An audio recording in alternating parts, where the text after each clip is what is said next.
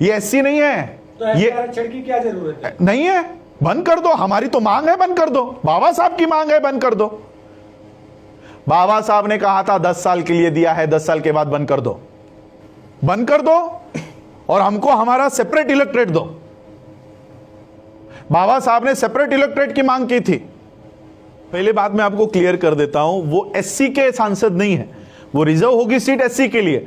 वो सांसद उस पार्टी के हैं जिस पार्टी से वो चुनकर आए हैं, इसलिए वो एससी की आवाज नहीं उठाते, उस पार्टी की आवाज उठाते हैं। और यही है वो गांधी का पूना पैक्ट। ये बाबा साहब के एससी के रिजर्वेशन से नहीं आए हैं, ये गांधी ने जो हमारे अधिकार छीन लिए ना, ये उसका नतीजा है और उसकी ये देन है जो इस तरह के एजेंट्स उसके ऊपर चले गए हैं। बाबा साहब इनको सांसद नहीं कहते, बाबा साहब इनको एजेंट कहते हैं कि ऐसे लोगों को वहां पर बिठाया दिया गया है जो आज एससी के ऊपर अत्याचार भी हो ना तो उसके ऊपर आवाज तक नहीं उठाते। ये सिर्फ पार्टी के इशारों के ऊपर काम करते हैं। मोदी ने वहां से आंखें ऊंची कर दी तो यहां पर ये चुप हो जाते हैं। ये ऐसे लोग अंदर बैठे हुए हैं। आज राज्यसभा में वो पायल नाम की कोई एक्ट्रेस है, उसके ऊपर बलात्कार हुआ है या नहीं हुआ है, उसके लिए राज्यसभा में बैठा हुआ आदमी जो शेड्यूल कास्ट का होने का दावा करता है, वो गवर्नर को मिलने जाता है। वो लड़की जिंदा है। आज पायल हमारी मनीषा की हत्या हो जाती है, गैंगरेप हो जाता है, उसकी बॉडी को जलाया जाता है। क्यों? इस गवर्नर को मिलने की आप में हिम्मत नहीं है? तो ये कौन है? एससी को आप इसको एससी समझोगे? ये एससी नहीं है। तो ये आरक्षण की क्या जरूरत है? नहीं है, बंद कर दो। हमारी तो मांग है, बंद कर दो। बाबा साहब की मांग है, बंद कर दो। बाबा साहब ने कहा था 10 साल के लिए दिया है, 10 साल के बाद बंद कर दो। बाबा साहब ने 10 साल का पॉलिटिकल रिजर्वेशन कहा था। बाबा साहब ने कहा था ये जाने वाला है, इसके पीछे मत लगो। क्यों सरकार इसको हर 10 साल के बाद बढ़ाती है?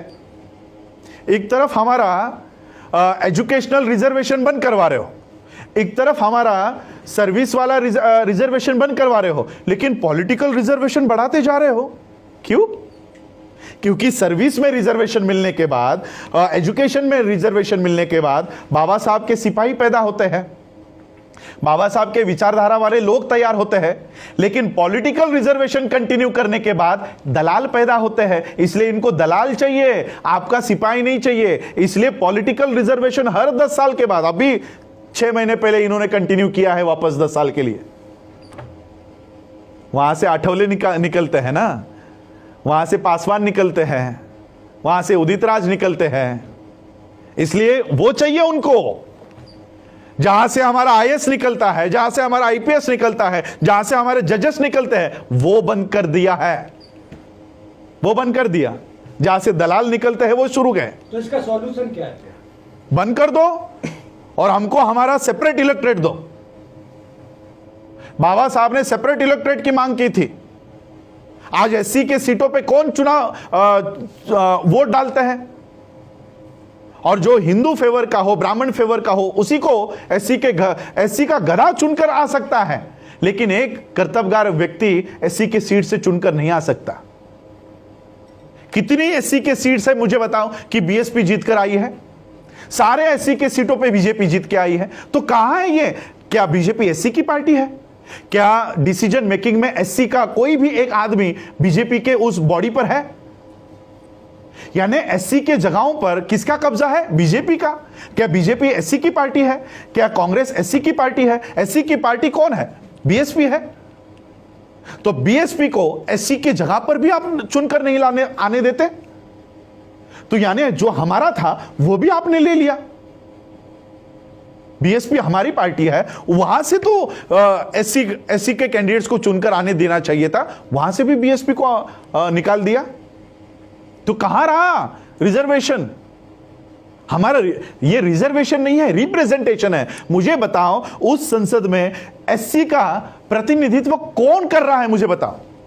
रिजर्वेशन छोड़ दो कि 30 सीटें आपके लिए रिजर्व है, रिजर्वेशन छोड़ दो, रिप्रेजेंटेशन की बात करो। कितने लोग एससी के ऊपर अन्याय हुआ, किसने इस्तीफा दिया? प्रतिनिधि कौन है? हमारा प्रतिनिधि।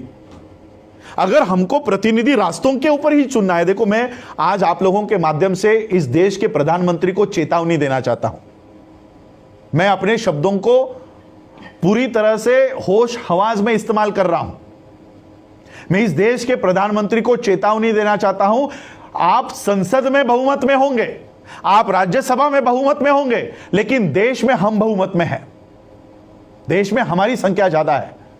अगर इस देश के संविधान को उसके साथ खिलवाड़ करने की कोशिश की, एक भी एमएलए और एक भी एमपी को रास्तों के ऊपर घूमने नहीं देंगे।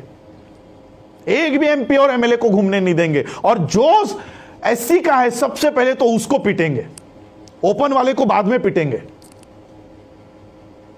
ओपन वाले को बाद में पीटेंगे, एससी वाले को पहले पीटेंगे।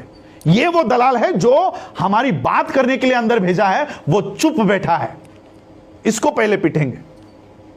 लेकिन हम बाबा साहब के संविधान को मानने वाले लोग हैं, इसलिए मैं मोदी जी को बोलना चाहता हूं कि ऐसे नौबत पर हमको उतरने के लिए मत दीजिए। इस देश के मार्शल हम लोग हैं, मैं मिलिट्री के खानदान से हूं। इस देश की सुरक्षा करने के लिए हमारे लोगों ने अपनी जान दे दी है। सोचो संविधान की सुरक्षा के लिए क्या कर सकते हैं।